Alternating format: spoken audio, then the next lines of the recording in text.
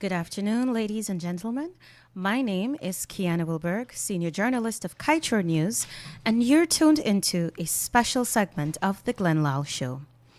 It is with a deep sense of pride and privilege that I am able to host and open the floor for this significant moment here for The Lall Show today. Over the next hour, we will hear and learn from an African legend, an anti-corruption giant, Professor Patrick Locke Otinyo Lumumba. Professor Lumumba is a distinguished Kenyan lawyer who is also recognized as one of the most knowledgeable and powerful orators across the entire African diaspora. Professor Lumumba is also the founder of several organizations, including the PLO Lumumba Foundation, a charitable organization that has been in operation since 1990, the Association of the Citizens Against Corruption, and the Movement for Dialogue and Nonviolence. He has also been twice recognized as one of the 100 most influential Africans. Ladies and gentlemen, I have not touched half of the first page of Professor Lumumba's impressive resume. But surely it is clear that we are in the midst of an African legend who will engage with our very own freedom fighter, Mr. Lall, on a number of diverse issues. Professor Lumumba, I welcome you to the Guyana audience, and the floor is now over to you, Mr. Lall. Do we have Mr. Lumumba? Lumumba. Yeah? Yeah? He's off. He's out. He's out. He's out. Get him. Gotta get him.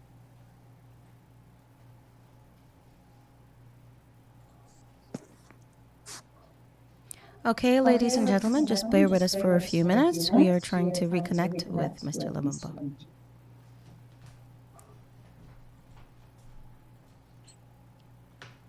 He's coming.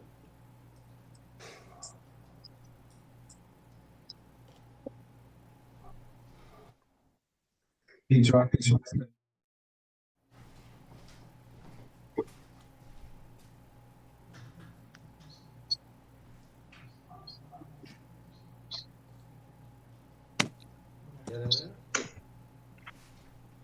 Yeah, I'm trying to use another device, which may be slightly better. Can you hear me better now? Yes. Yes, we hear can, you. Professor Lumumba. Yes, we can hear you. Yeah, I think let me use this device slightly better than what I was using. Okay. Well, Kiana, thank you. Guyana, today we are joined by a legend and a hero. When he speaks, I see war leaders and dignitaries bow their heads in shame. I see some of them twist their faces from reality, while the audience often erupt into laughter. I find this legend to be a walking university, which I have learned so much watching and listening to his presentations.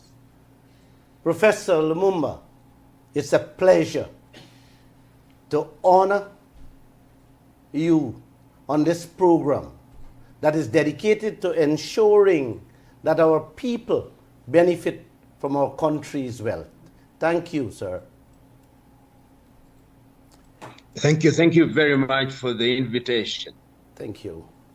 Can you, before I ask my first question, can you tell us what drives your passion to do what you're doing in this world today, and more so, Africa? And then I'll ask my first question to you, brother. Thank you very much. The prime motivation is the desire to do good, because doing good for humanity is what, in my view, makes us human beings and gives us the ability to serve humanity with dignity, and particularly in the continent of Africa and Africans in the diaspora, remembering that we have many times been dehumanized, many times we have been abused, our resources have been plundered. It is the time when we must seek renaissance And that renaissance not only requires but demands that we contextualize our conversation in the history of the world. And we must, with the zeal that is required of us, surge ahead, fearing no man, but respecting all men. Beautiful. Beautifully put. Thank you, sir. Sir, we share almost the same culture like Africa and Asia. I went to Kenya and wanted to just shake your hands, but you were out of the country. I then moved to Ghana. Driving from Accra to Cape Coast, I noticed a huge signboard in Chinese writing, which stunned me. I had to ask the driver if Ghanaians speak Chinese. No, sir. That sign is to direct the Chinese into our gold fields. In Guyana, our governments, both past and present, giving away our resources to foreign corporations. And every day, sir, they are running to those same countries' financial institutions for loans to repair the destruction done to our infrastructure they have destroyed in the process, fetching out our wealth. Help us to understand, sir. Help us to understand this. The lifeblood of human relations has always been trade. And if you look at the history, particularly of Africa and Asia, Africans and Asians have throughout the ages engaged in trade in a fairly positive manner. Look at the trade that took place between the Africans and the Portuguese and the Indians and the Chinese and the Arabs before slavery came in. It was based on the understanding that as human beings, we ought to engage in commerce. And indeed, one of the greatest Africans who is never celebrated as he should be, Robert Sobukwe, once famously said, there is only one race in the world, the human race. And if you look at the history of Asia and all the colonized peoples, you'll discover that trade was given its pride of place. But it must be said, particularly of the Europeans, that they have been diabolical, they have been rapacious throughout the ages, they have gone into other people's land, conquered them, imposed them on cultural dominance on them, imposed their language on them, and continue to do so. They did so to the continent of Africa through slavery, through colonization, and now through the colonial project. They went to India and did the same. They went to China and did the same. They went to Pakistan, what is now Pakistan, as a part of India, and did the same. And they have done this to the Arabs, so that when one talks about the diabolical machinations of the Caucasians throughout the world, there is evidence today. Countries such as Australia, even the United States of America, Latin America, they are examples of people who have been dominated and conquered. And after all this has happened, we see it even as we speak through the Western corporations. If you look at the agricultural sector, what the Monsantos and the Syngentas are doing, look at Western NGOs, what they are doing. They are the latter-day Trojan horses. Look at the oil sector, what Shell have done, what Elf has done, what Total Energies have done, what ExxonMobil have done throughout different parts of the world. And what the peoples of the countries where they are received is a mere pittance, an insult. In the mining sector, look at what the De Beers have done, the Rio Tintos of this world, the Glencores of this world. And it's a sad story. And we say this because we desire that as human beings, we live in a state of mutual respect. But the Caucasians do not do that. That is not to say that they are not good Caucasians. They are. But the conceptual, organized, institutionalized corporations of the West whether through governments or private sectors, do not mean well wherever they go. Increasingly, of course, we are now seeing other players, the Chinese. Perhaps the Chinese are a little bit more subtle.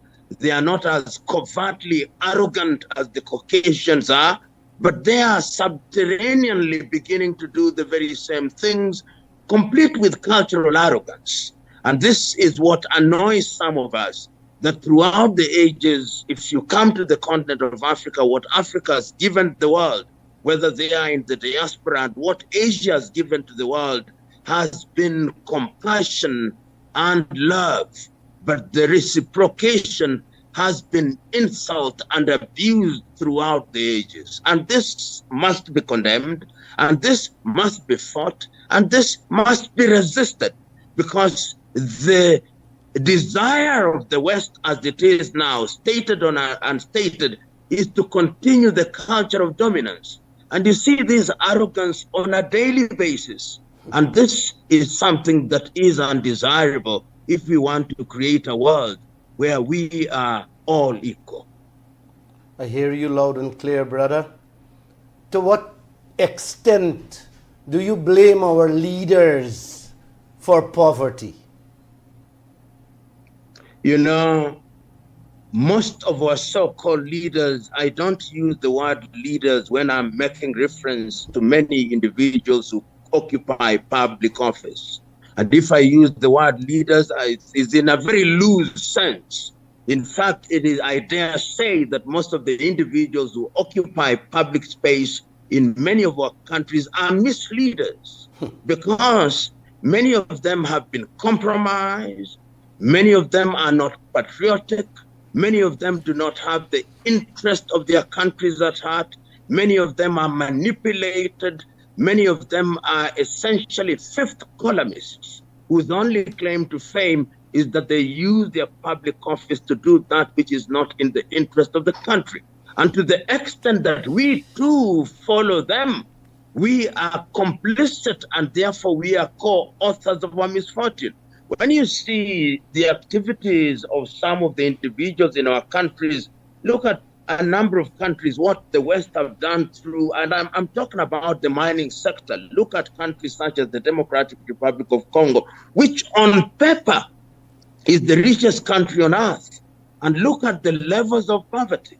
And look at how their leaders, so-called leaders, sign away their birthright. Look at the kind of damage that oil companies have visited in countries such as Nigeria, Angola, Equatorial Guinea, Gabon, and even in Venezuela, even in your own country in Guyana now.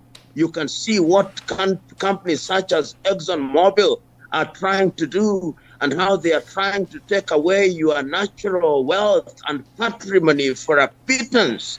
And our leaders are there signing on the dotted lines. So that it is a sad thing, because history has demonstrated not once, not twice, that when leadership is respectful of their people, then those countries realize their potential. And I can give examples. See people like Lee Kuan Yew, what they did with a country that had nothing in Singapore. See people like Mahathir Mohamad in Malaysia. And one can give many examples. But what do we see now in many of our countries? Countries that are being raped on a daily basis, countries that are being abused on a daily basis. And what we have at the end of the day are individuals who themselves are not interested, and we are impoverished for this generation and generations yet to be born. So it is a sad thing. And we say it with the conviction that we have, and we are urging others who think like us to make demands of those politicians who are a curse on our nations. Sir, are we being recolonized by the first world countries? What's your opinion? Oh, the process of recolonization is alive and well. You only have to have listened to the resolutions that came out of the G7 meeting in Hiroshima last week, where effectively the Western powers and the Japanese, who are being buttonholed into the arrangement, are essentially telling the world, you must do our bidding. And if you don't do our bidding, we are going to beat you into a pulp. And you can see that there are different ways in which the colonial project is being advanced. It is through gunboat diplomacy. It is through economic domination, through the Bretton Woods institutions, namely the IMF and the World Bank. It is through other means which are subtle and not so subtle. And you can see that most of the world has now become a theater. Africa has become a theater where the United States of America is now actively using as one may, with the Chinese, with the Turks, with the Russians. And if you come to the Caribbean, it is the same thing. They are using, and I see in places like Barbados, my good friend Mia Motley are coming out to resist it. And if you go to Latin America, you can see the same thing is happening. If you go to Asia, the same thing is happening. And if you go to Eastern Europe, you can see the expansion of NATO. And it is quite clear that the agenda is alive and well. And Kwame Nkrumah of Ghana said that neo-colonization is the last stage of imperialism. And it is the worst. It is the worst because at that time, the imperial powers are prepared to use force. And you can now see with the advent of artificial intelligence, they can deploy drones, which are possibly weaponized in order to make us succumb and to be subdued through their diabolical machinations. In a nutshell, if the rest of the world is not organized militarily, politically, and economically, we are going into the phase of colonization in a manner that has never been seen in the world before. And you can see how the military bases are being spread throughout the world. And the message is clear. You play ball or we nuclear you out of the face of this earth. And you only have to listen to American politicians, American diplomats. You only have to listen to the British politicians after Brexit, and you only have to listen to the arrogance of the bureaucrats from the European Union to know that they no longer care. They are going to do what they want, and if you don't want them to do it, they are going to force you to do it. This is what they are saying. Wow. Sir, why are so many of our leaders not speaking out against foreign exploitation by these multinational corporations? And I also mean the religious leaders, the legal profession, Chamber of Commerce, the private sectors, and more so, the media. Why no one? My brother, let's look at each one of them one by one. Let's look at the media. The dominant Western media, to mean the CNNs of this world, to mean the Al Jazeeras of this world, to mean the BBC, to mean Radio Deutsche Welle, to mean Radio France, they have an agenda which is clear. There is something that they are meant to articulate and to disseminate. And therefore, they only speak such things as are in consonance with the grand agenda of the conceptual West. And even in China, you can see that the Chinese, who are Johnny-come-latelys into the arena of colonization, they are using the media such as CGTN, and even the news gathering bodies such as Xinhua or Reuters or Agence France All these are designed to articulate an agenda and to propagandize. So propagandization is one of the things that is being used to sell a narrative. So the media is not going to lose him. Professor Lumumba, your mic is off. Your mic is off.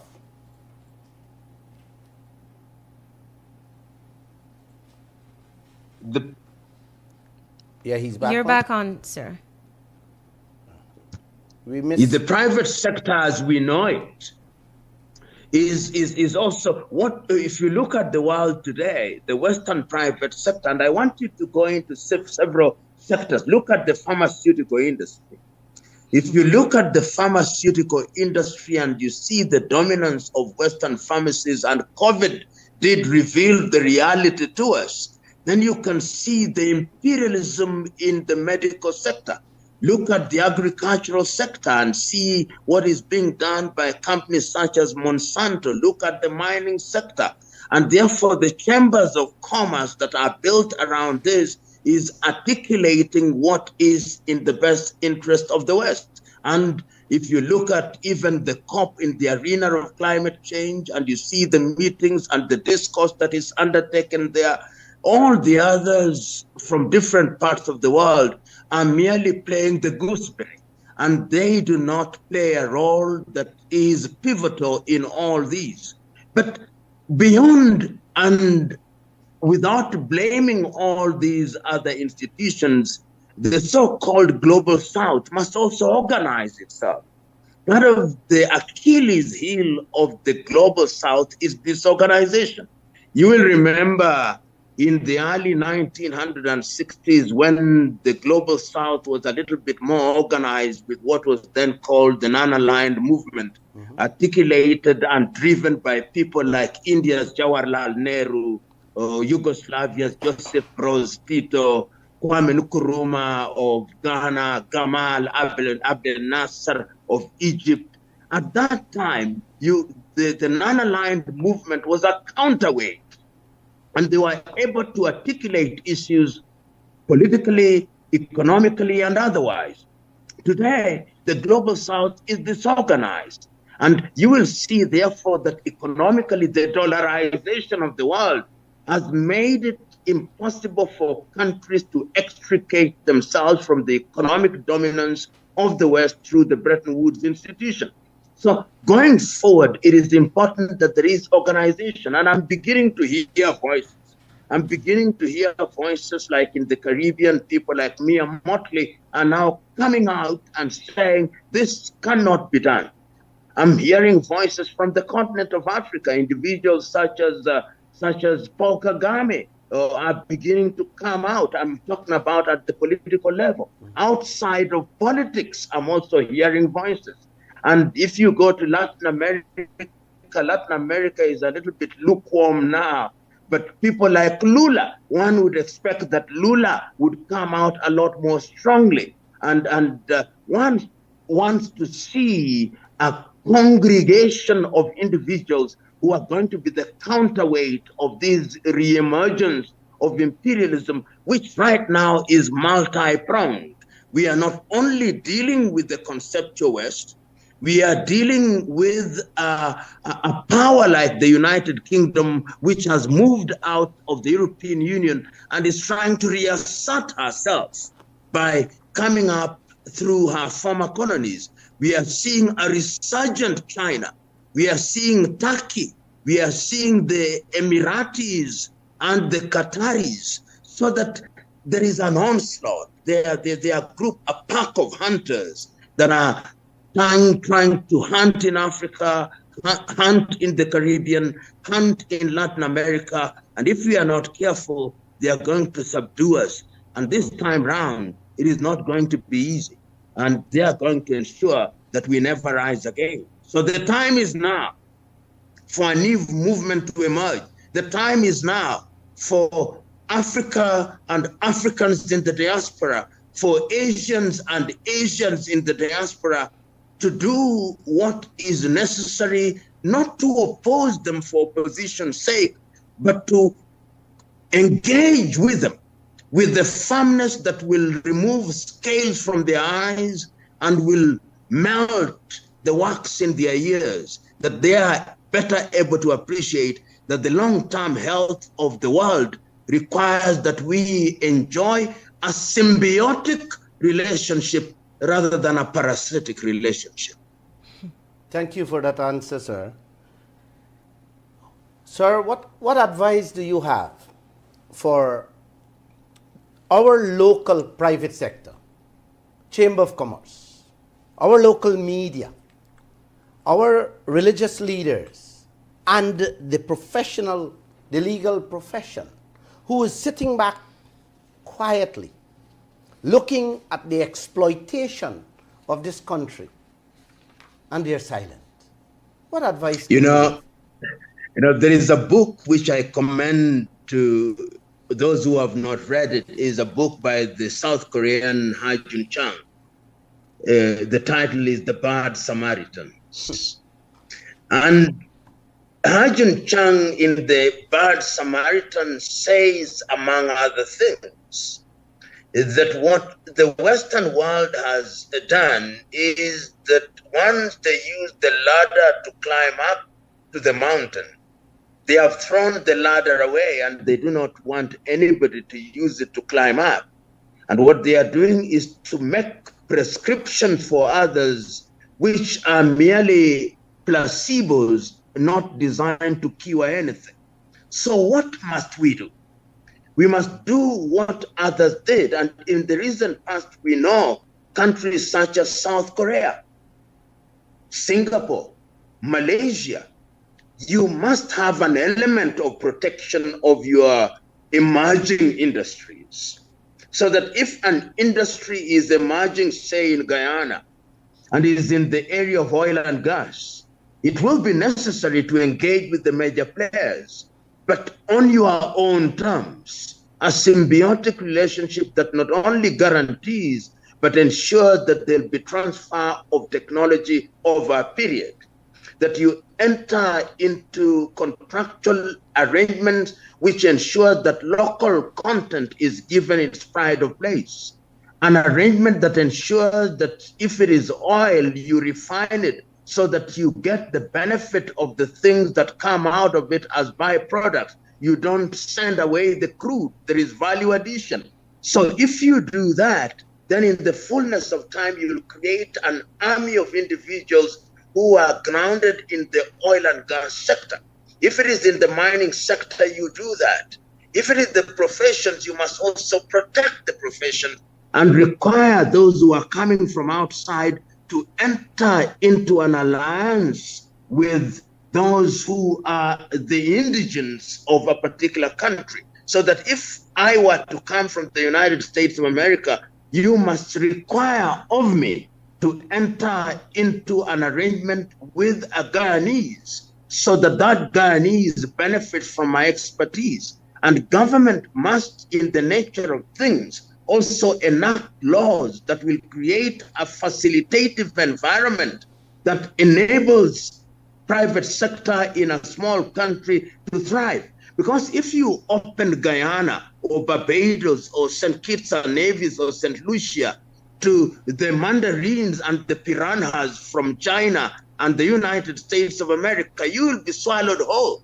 So it is important, and this has been done over the years and over the ages. And what we are asking is, do this so that we too can come of age. We are beginning to see, for example, Vietnam, which was devastated in the 1970s, and Cambodia and Laos. They are coming up because of these laws that were specifically enacted to ring fence certain areas so that you do not have to compete with people who are not of your weight. It is Julius Kambarage of Nyerere of Tanzania who said that if you are conducting a boxing match, the rules are the same, but you do not put a lightweight and a heavyweight in the same ring. It will be murder. It will no longer be a game. So we must appreciate those realities and create an environment that allows for growth. And the relationship, as I've said, and I'm reiterating and repeating, must be symbiotic rather than parasitic, because we are also a part of the same world. But the history of the West is a history of abuse and dehumanization, and once bitten, twice shy. Professor Lumumba, I would like to jump in here and just follow up quickly on your statements just now, because it underscores something that I heard from you at May 18th symposium.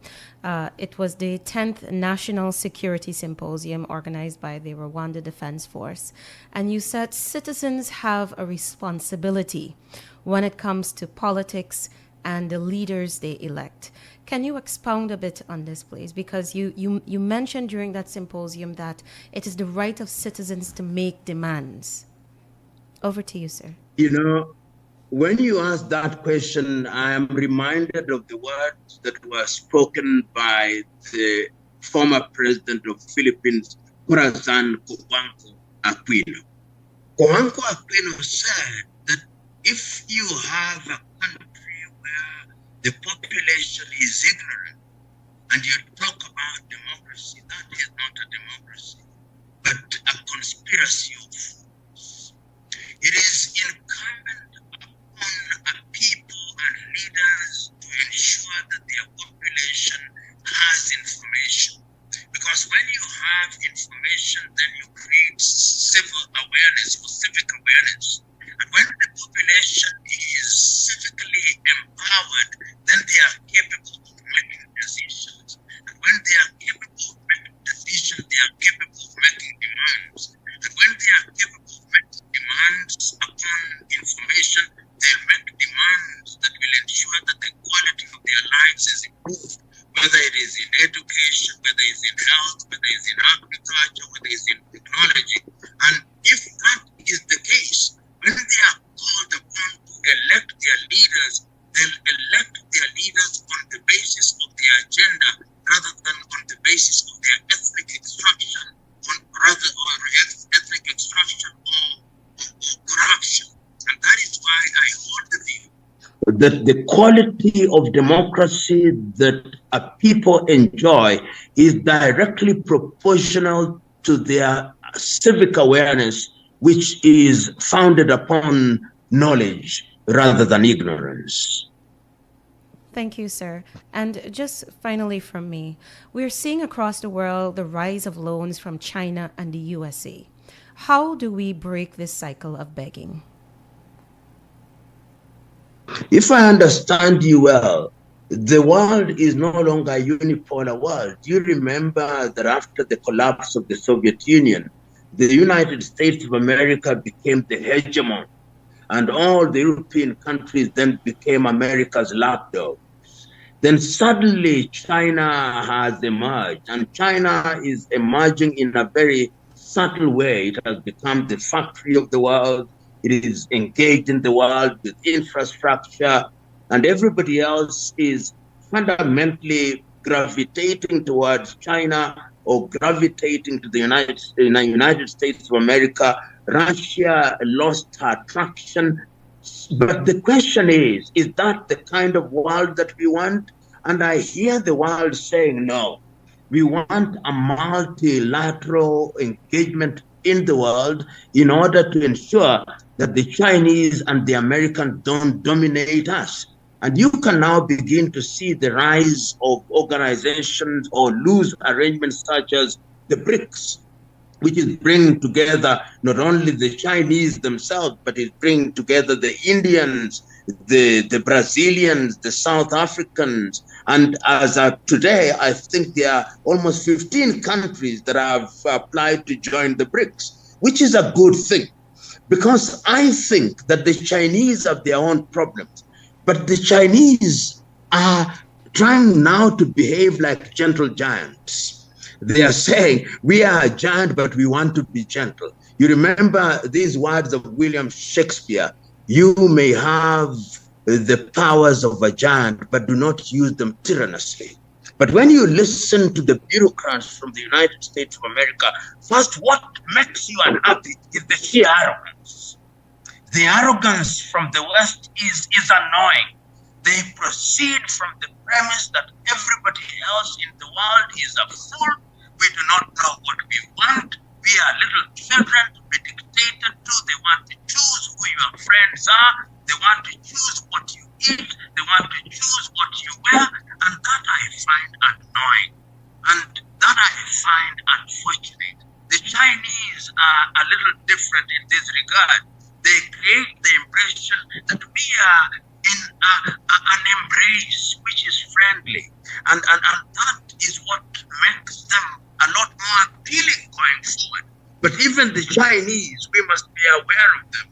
This could be a very subtle way of entering into the arena and then doing what they want to do. So our guards must be always up. Our antenna must be up.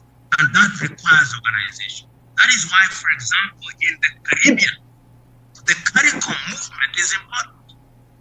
So that it's not only Guyana that is moving as Guyana. You want to move with Antigua and Barbuda. You want to move with Trinidad and Tobago and Jamaica and St. Kitts and Nevis and all the rest. In Africa, you want the African Union. In Latin America, you want the same thing. In Asia. Once we do that, the message is going to be sent clearly and eloquently that we are going to engage from a standpoint of mutual respect. Thank you, sir. Over to you, Mr. Lall. Thank you. Thank you, Mr. Lumumba.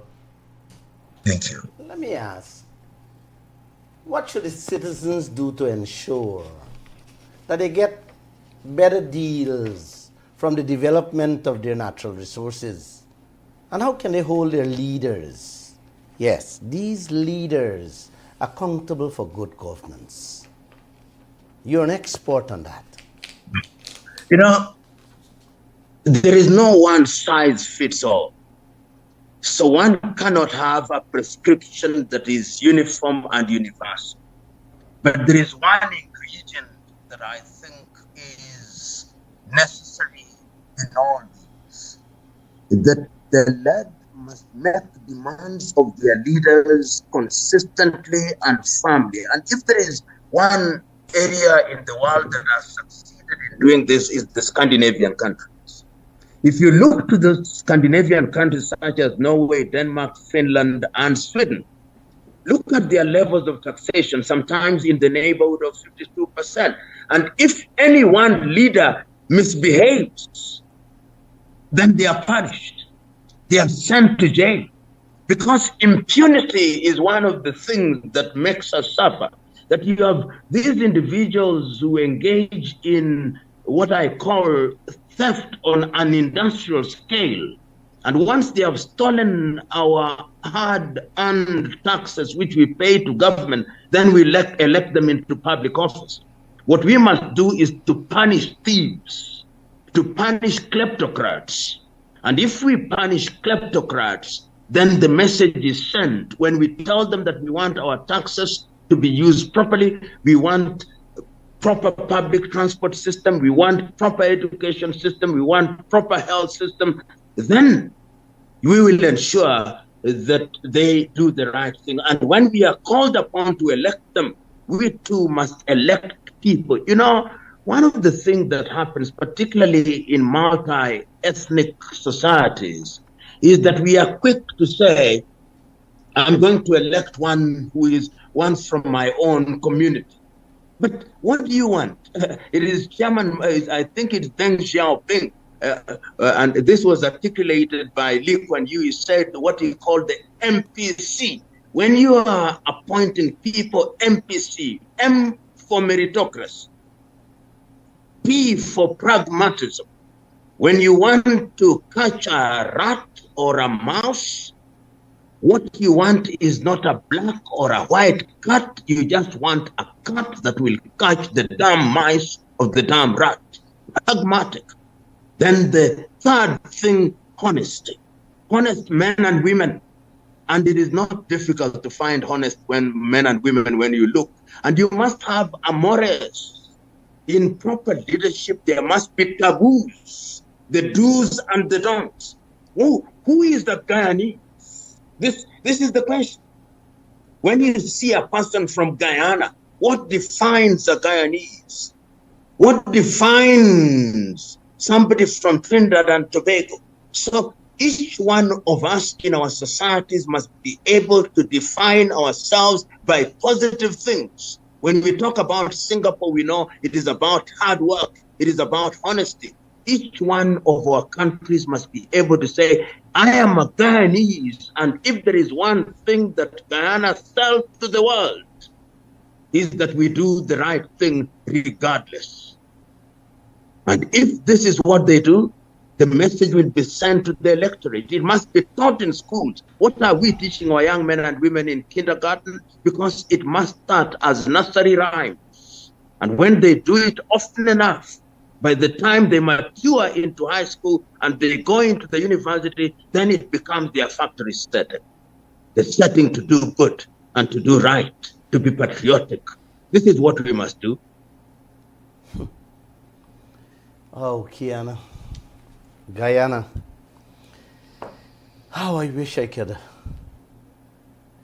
add to what you're saying there. How do we describe Guyanese politicians? If only you get a clue of what's happening in this country. I think 99.99% of them belong behind bars. Yes. Corruption. The time is now. Corruption is from top to bottom. I looked at a TikTok you sent out in which you said, Ikulu ni mahali patakatifu. And yes. I could not have loved those words. I don't know if I pronounced it right, but it pierced my soul. Expound on it, please. It is Mwalimu Nyerere of Tanzania who used to say that if you see, and I'll render it in English, although it's much more beautiful in Kiswahili, that if you see any individual who is too keen to go into public office, particularly to seek the presidency, you must avoid such an individual as you would a leper. Because the state house or government house is a holy place. You must never convert it into a den of thieves. And that is critical because the fish, as we say in Kiswahili, the fish rots from the head. When the head is rotten, then the whole fish is rotten. The message must come consistently from the top that this is a taboo. If you engage in this, whether you are my father, mother. You cut him off. Turn on his mic. Your mic is off, sir. Your mic is off. Professor Lumumba?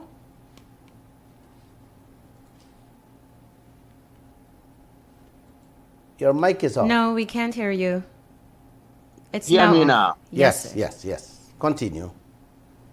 Yes, so I'm saying that it is critical that we ensure that the top sends a clear and unequivocal message. And that message shall be, we want things done right. And if you don't do the right things, there are consequences. And history has demonstrated not once, not twice, even the societies that we now think are clean, relatively clean, they have had their difficult times when they were thieves in occupation of office, when it used to be said in certain countries that the mafia controlled their government and they went out. So it must be a deliberate decision on the part of the people of any country that enough is enough. We have dug the hole too deep. We have swum into blood so deep that our salvation not only requires but demands that we wade back for our national health. And all these battles, I keep on saying almost ad nauseum, are intergenerational battles. You know, sometimes when I look at the world and I try certain analogies, there are people who metaphorically stayed in the Egypt of corruption for so long that even when they move out of Egypt physically, Egypt is still in their hearts. Mm-hmm. And such people require exorcism. And exorcism means that they must be punished their ill-gotten wealth must be forfeited to the state. The Chinese do that, and they do it effectively. Right now, I know the Angolans are doing that in the continent of Africa.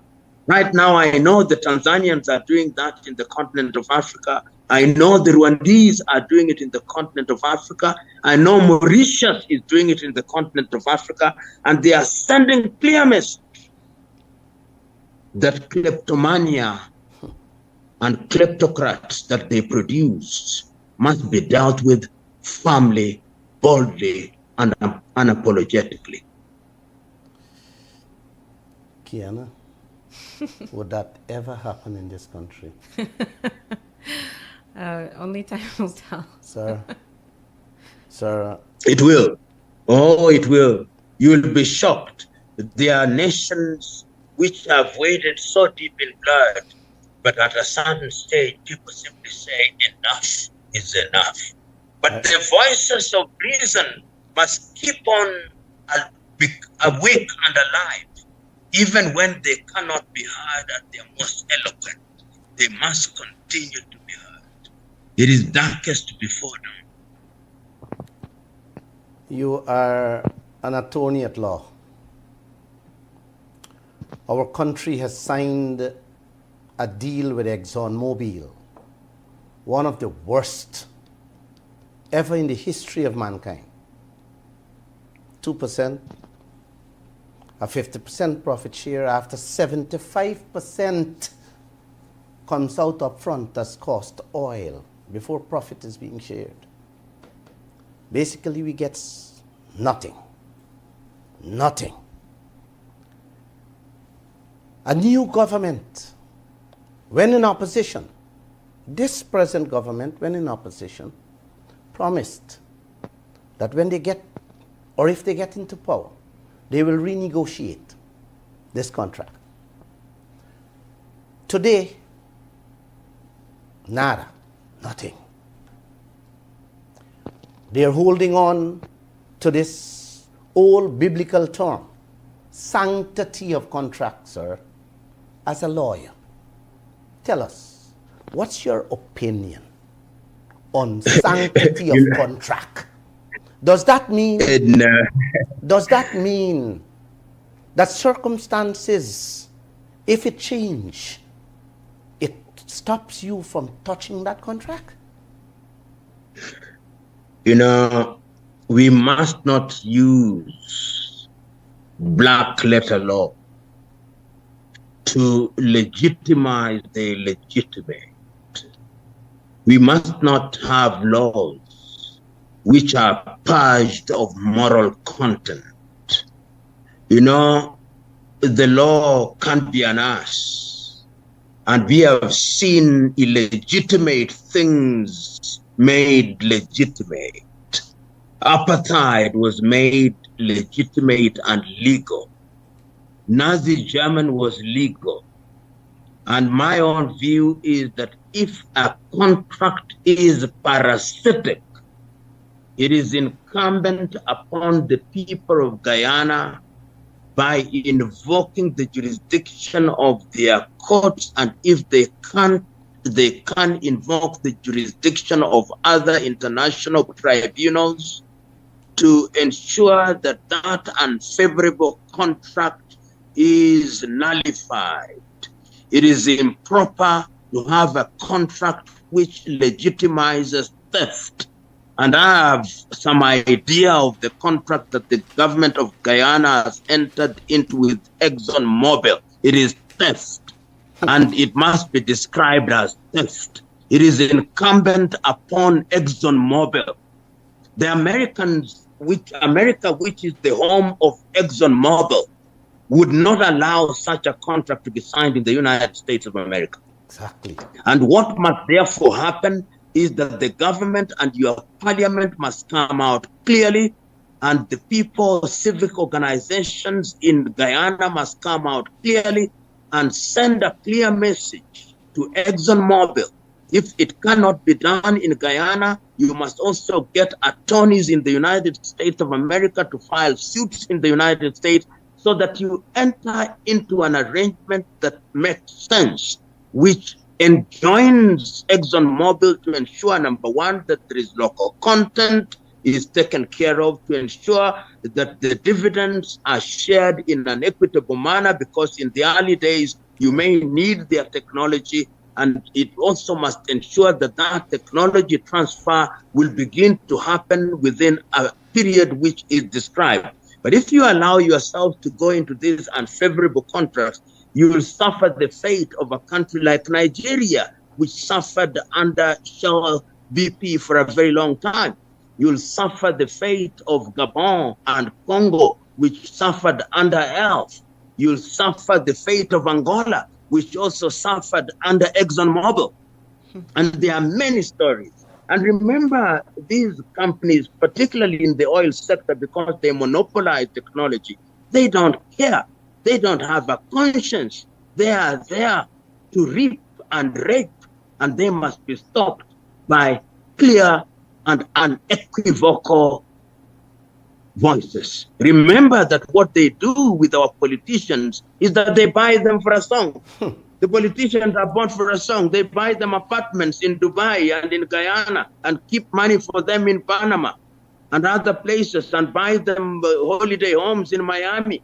So if you rely on your politicians only as the bulwark against the diabolical machination of these multinationals, then you are sunk and sunk until the second coming. But sir, at present, both the government and the opposition are completely silent on renegotiation of this lopsided contract with Exxon. Do you have any message for the people of this country? I hope that let me say this. What the ExxonMobils and indeed many companies from the West do is that they succeed in silencing politicians. And it matters not whether they are in opposition or in government. When they want to silence them, they silence them subtly. And then what they do is that they are capable of intelligence gathering, so that they know quite a number of skeletons in your closet. And if you want to make noise, they send you a video and tell you, do you want us to reveal this, or you will remain silent until Jesus comes? And then you choose to remain silent. So what must happen is that civic organization must come up. And even politicians who truly love Guyana must come up. Some of us have been engaged in this kind of activities in the continent of Africa, and we demand of politicians. And media houses such as yours must continue to make noise. It is not an easy thing. Even your life could be on the line. You must always remember that when you confront these multinationals and you threaten them, your life itself could be on the line. But cowards die many times. If you are doing the right thing, do it. I hear you. I hear you loud and clear, my brother. I think the Guyanese people would be smiling in their hearts listening to you. Back to this contract, this lopsided contract. The permits that are being granted to ExxonMobil requires ExxonMobil giving us unlimited parent company guarantee. Both government and opposition has been for 8 years today talking about, yes, it's coming, yes, it's coming. It's not coming, but every year, project after project being approved without that parent company guarantee from an oil spill. Two citizens, ordinary citizens, moved to the court, got a judge's decision. The judge ruled that ExxonMobil must give Guyana full protection within 30 days or cease operation. The same government that was talking every single day how they're working on this parent company guarantee, they're getting it. It's coming. It's here. Government within hours appealed that judge's decision. Who is safeguarding? who has ordered ExxonMobil to safeguard this country and its people, including the region as a whole. What do you say? What do you say to the people of this country? What I say is that, first of all, it is not easy. It's easier said than done. But governments must do what is in the best interest of their countries and their countrymen and women. Sometimes and many times governments don't do that, and we are frustrated by it. So what must we do? Of course, I am a respecter of order and therefore say, let us exhaust the legal avenue. If they have chosen to appeal, then your duty now is to put together a team of lawyers to fight it firmly and hard. And if it fails, even in the higher court, to look at other jurisdictions. That is the legal avenue that must be followed. But it's also important for the civic society to present petitions to government. And if that is not sufficient, to make petitions to the mother company in the United States of America to see whether they can be touched. These are the avenues, these are the legal avenues that must be used. And I think if you are sufficiently consistent, and we saw these in the case of Nigeria with the Shell BP, that petitions were made and ultimately, after many years, the right thing started being done. So it is not a sprint, it is a marathon race. Remember, companies that we are talking about have gotten used to getting away with murder over the years. So it is not easy. It is asking the leopard to abandon its spots. It is not easy. It is not for the faint-hearted. So you who are involved, the Guyanese must never give up. And remember this, even an ant can make an elephant very uncomfortable. Be the ant makes the elephant uncomfortable. I asked you earlier about what do you say about the lawyers, their silence. It is so difficult to get lawyers today in my country to even take a case against ExxonMobil. Where do we go from here? The Law Society of Guyana must act corporately, because let me tell you, and these are things that happen in the world, that bodies such as ExxonMobil can also, in a very subtle way, threaten lawyers into inaction, so that they don't tell you not to take a case, but circumstances and environments are created that make you know that if you take a case against us, we are going to ensure that you are not very comfortable. So it could very well be, and Guyana is a small country with a small legal fraternity. So you may find yourself in such a situation. But I believe that even out of that small fraternity, there must emerge some lawyer who is capable of saying, let the chips fall where they may. Some of them may not even be young, old lawyers. Even a young lawyer, sometimes if you can get one who is brave, and I'm sure there must be one. I'm sure there must be one. And if they can't be found, you go outside of Guyana. I know they'll be told that they do not have the license to practice in Guyana, but let it be tried. I remember during the struggle for independence in this country, lawyers had to be imported to come and argue against or in behalf of those people who are characterized as terrorists. And I hold the view in matters such as these, where you are talking about oil and gas, even the concept of universal jurisdiction is one that can be tried. So we can never be out of options. And the fact that we are having this conversation is in itself indicative of the fact of what can be done. Technology has now ensured that geography is compressed. And me, who is become very knowledgeable of what is happening in Guyana, our duty is also to raise these issues at such forums as we are in, when we are talking about a resource abused by these multinationals. It is our duty to keep on making noise, organized noise, in the hope that they will be irritated into positive action. Every day that goes by in this country, I'm amused, heading a newspaper and radio station.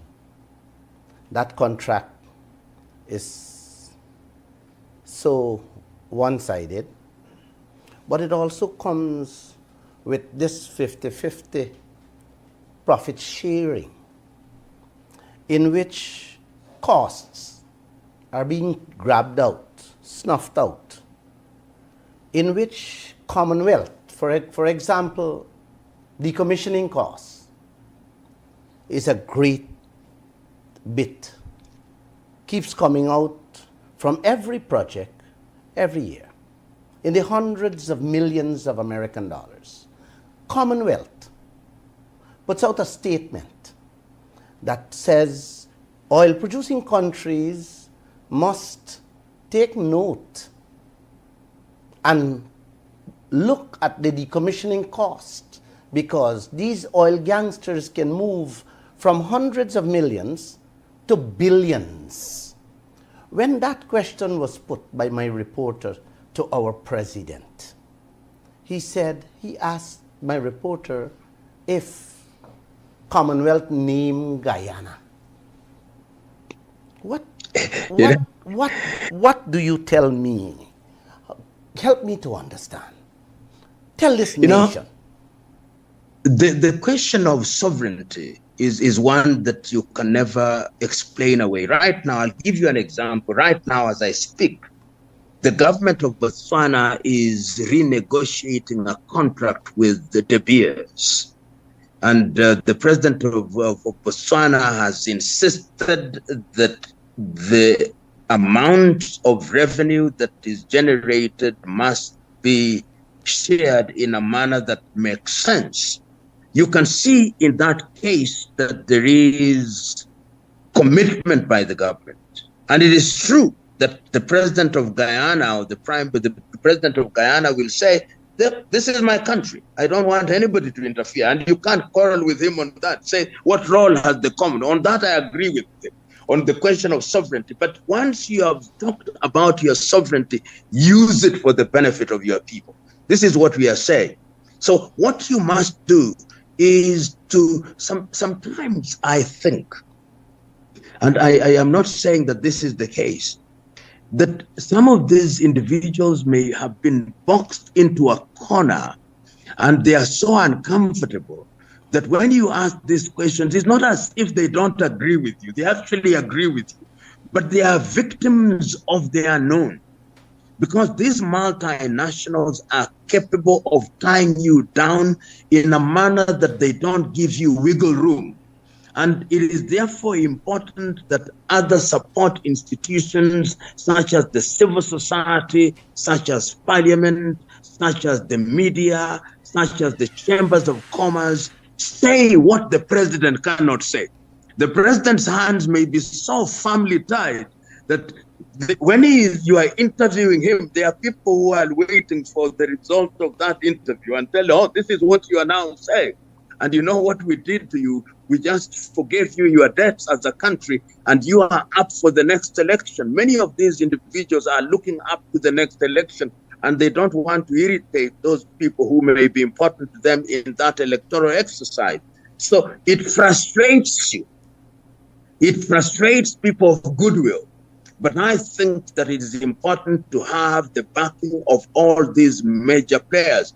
I remember the former president of Tanzania, John Joseph Pombe Magufuli, inherited a government where one of the big mining companies had not paid taxes for 20 years. But when he went there, he said, you are going to pay taxes. And they paid taxes, and they entered, renegotiated the contract, formed a special vehicle which both the company is involved and the government is involved, and they have now said this is how the proceeds are going to be shared. Because the other reality is that you need the Exxon Mobils because of technology. But as the saying goes, when you are dining with the devil, you must have long spoons. And this is what we are urging the Guyanese government. Always know that when you are supping with these organizations is metaphorically supping with the devil, and you must make long spoons. And if you don't have long spoons, borrow them. Let's leave the government out. Let's talk me, you. We're partners. Yes. We're partners in a business. I'm the investor. I'm investing 30, 40 million or $1 billion. You in a half and half, 50-50 business. Now, wouldn't you want to cap the interest rates? Now, let me tell you all these things. Now, there is also the practical dimension of it. That if your government has bad negotiators, then they'll always lose out. You remember this old saying that when you want an apple, ask for an orchard. So your typical private sector will ask for an orchard. And if you are not very careful when you are signing the contract, you'll sign out the orchard. But yet they were prepared to take not even a tree, but an apple. So one of the most important things when you are sending out your negotiating team, send out your best men and women. Don't send out individuals who will be given a per diem. And once they are given a per diem and have consumed copious amounts of wine, then they ask, where do I sign?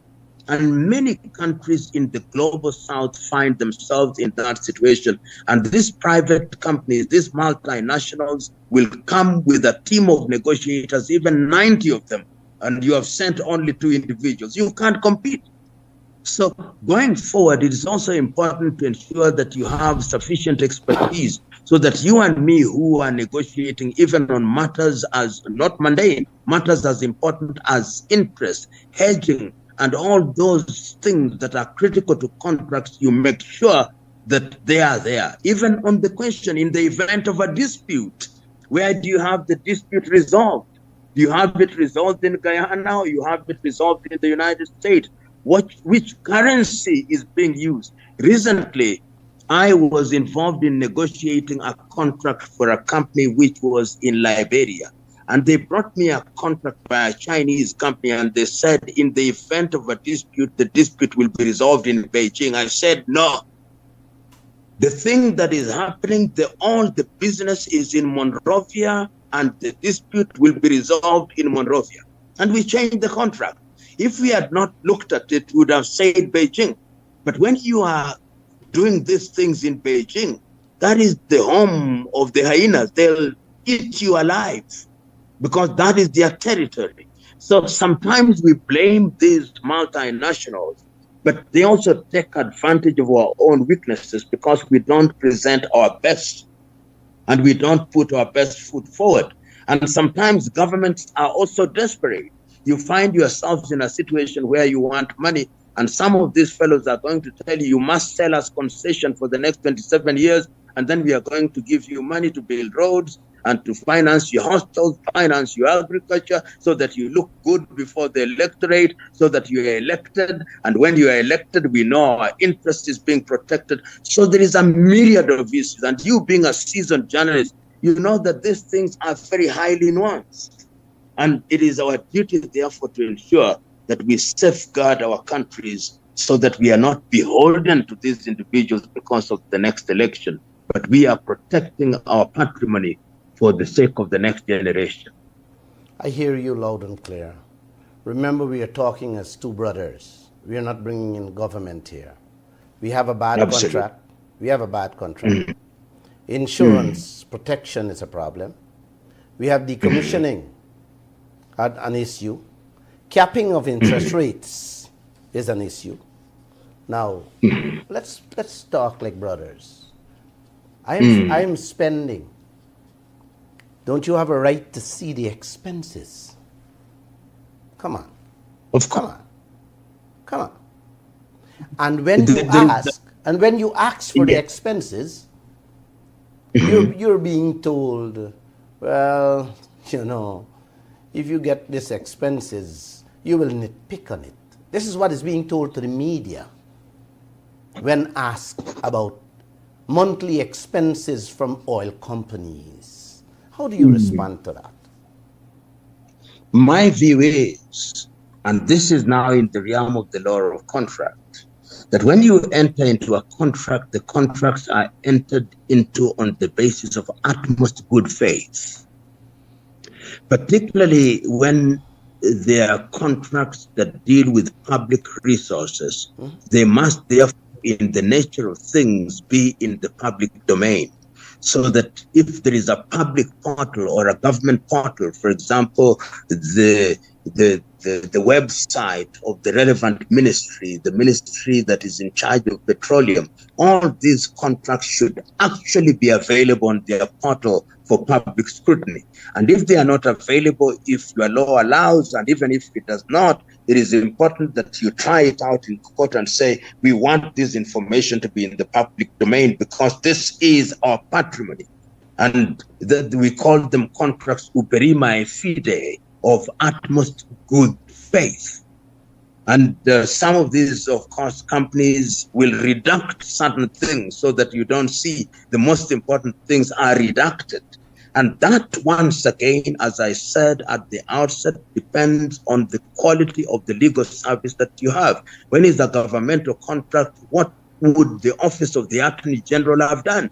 The good Attorney General will, if they do not have internal capacity, get external capacity and ensure that it is properly done. But what do? These multinational, they can even come and tell you, even that other capacity that we need, we are going to bring it to you. So they are the ones who are paying the extra support that you need, and they'll do their bidding. So without belaboring the issue, my own view is this. If you find yourselves suddenly saddled with a bad contract, it is important to begin to ask whether it is not up for negotiation. And this idea that you have a contract which is set in stone, which cannot be changed. And they'll tell you, because you signed, if you now want to get out of the contract, we are going to slap you with damages and that kind of thing. We are going to ensure that you are blacklisted. We are going to ensure that your oil and gas cannot be sold. These are the threats that they normally use. But if you have a strong government, and I saw it, as I said, with the government of the United Republic of Tanzania, if you have a strong government, you'll discover that there are so many countries in the world that are suffering the same fate, and they will fight from your corner. Sir, our oil contract speaks of renegotiation if both parties agreed. Neither the opposition nor the government is opening their mouth to ask for a renegotiation. Just last week, ExxonMobil had a press conference in which one of my reporters shoot the question to Exxon, hey, with all these oil finds you guys receiving, unearthing on a daily basis, what? Aren't you going to give Guyana something else? He said, no. We have a good contract. She pressed on that question again and asked him, are you guys willing to walk away if Guyana demands a renegotiation? And they said, no, not so easily. Now, I put that to you, sir, because here is a journalist asking that question to ExxonMobil rather than the opposition or the government of the day asking Exxon to come back to the table and let's renegotiate. You know, in your neighborhood, you have a country that has dealt with these oil contracts in a manner that is considered to be model in the world, Trinidad and Tobago. And the Trinidadian and Tobago model is actually a model that is being used. I know, for example, that the Ugandans who are going to begin to pump their oil use some aspect of the Trinidad and Tobago model. And I know, for example, that the Uganda-Tanzanian pipeline that is transporting oil from Uganda through to the port of Tanga was held up because the European Union and Total Energies did not want a refinery built by the Ugandans. And the answer to your question is informed by that reality. Sometimes, as I've already said, the government types will say nothing because either they have been intimidated into silence or they have been bought into silence. So it is the duty of organizations outside of government to act like gadflies. It is you who must pick the government and force the hand of government by way of asking these questions. And the ExxonMobils, they are like countries. If you look at the profit that is generated by ExxonMobil, I think it is larger than the GDP of all Caribbean countries combined. So that is who you are dealing with, a juggernaut. And when you ask your question as a journalist, is know that it will be in the public domain for 1 or 2 weeks, and they are used to this kind of thing because their skins have become thick over the years. So the effort at fighting it must be consistent and must be multi-pronged. This is the only way in which you can deal with it. And you will win some of the battles, you lose some of the battles, but you keep on fighting. And these are, look at Nigeria, for example, which has fought this for the last many years through local content, and it became even violent with the communities rising up against Shell and BP.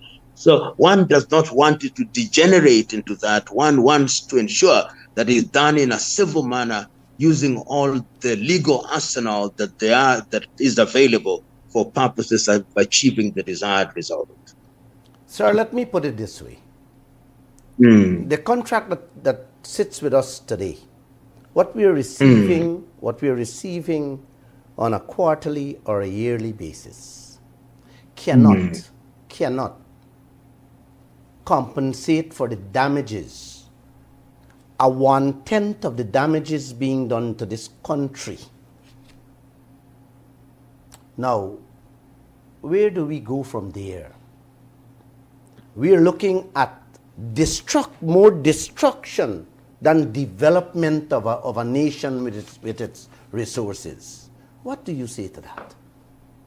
My own view is that there are many models that you can deal with, many approaches that you can use by way of seeking to protect your situation. As it is now, there is a sense in which you will have to count some of the losses.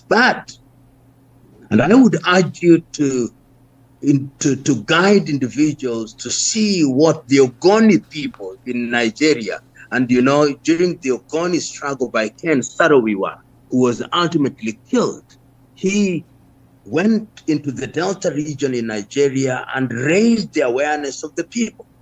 So these are models that have been used, and ultimately he himself was assassinated because of his agitation. So the people must be made to rise up.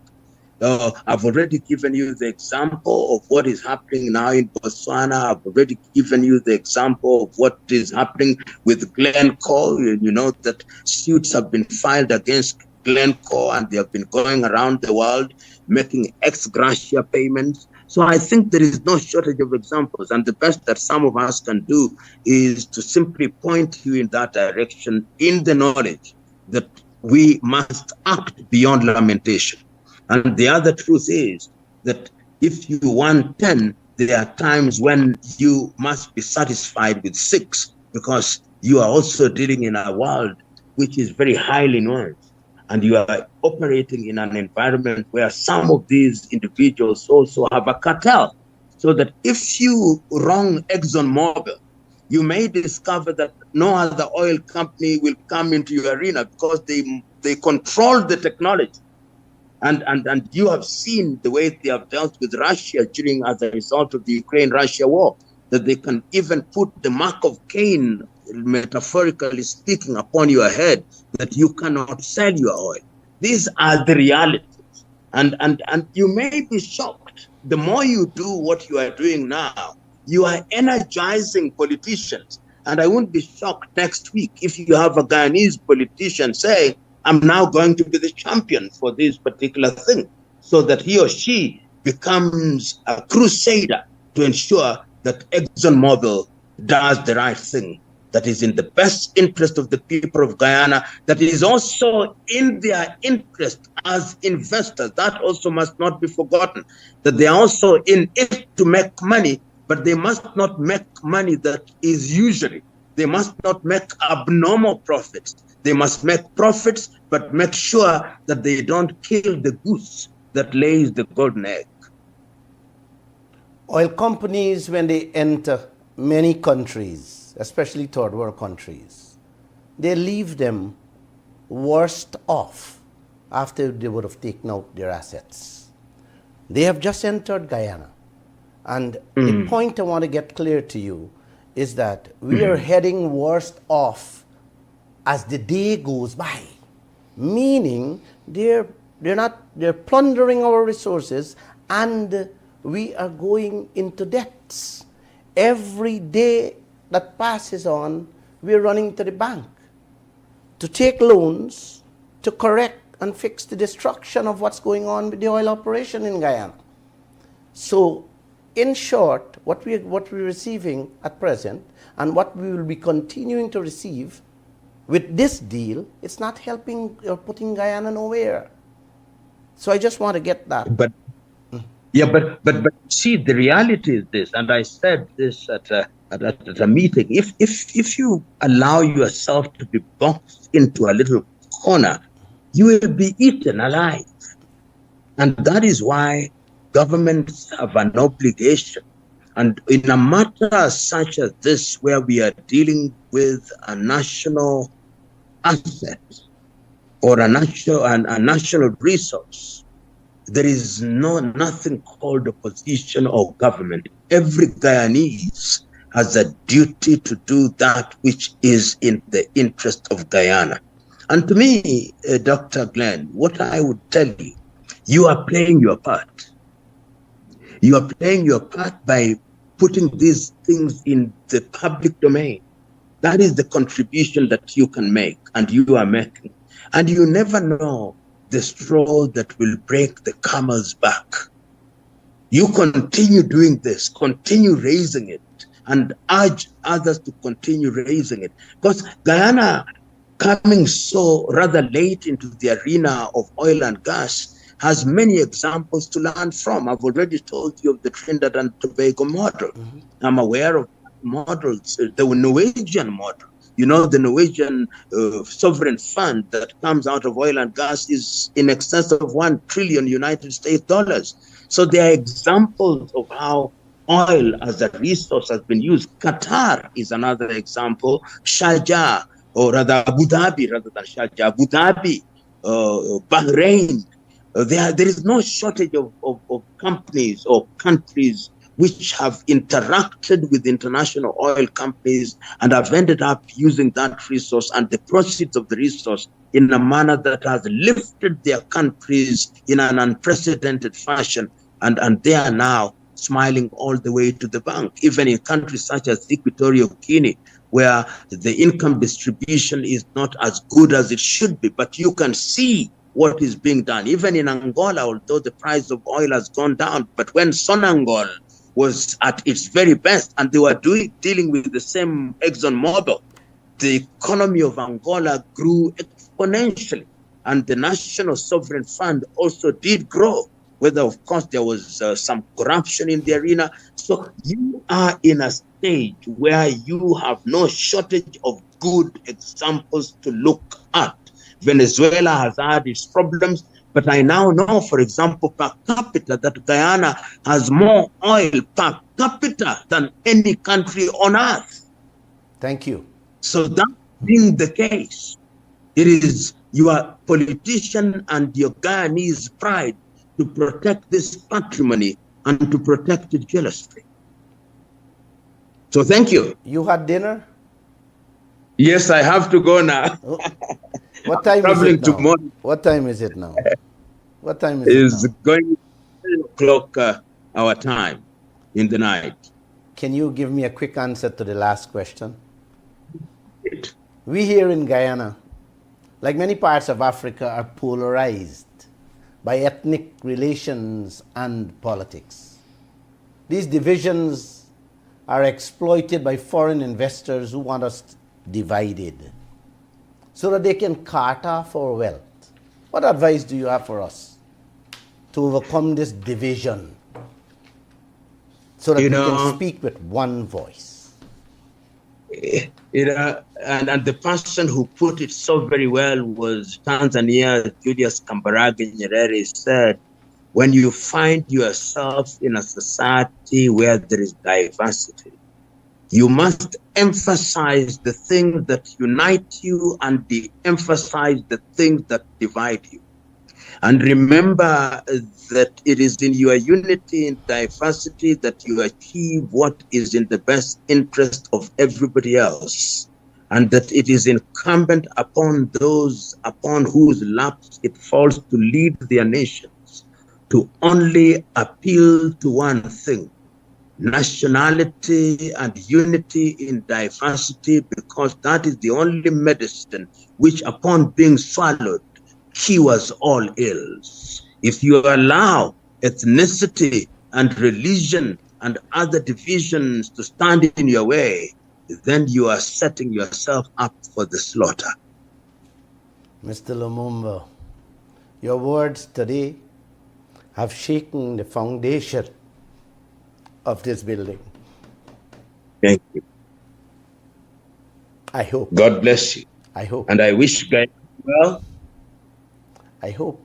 And I we can forward have this conversation some other good time. Thank you. Thank you. Welcome. Thank you for taking the time to be with us, Professor Lumumba. Thank you very much. Have a good day. You too, sir.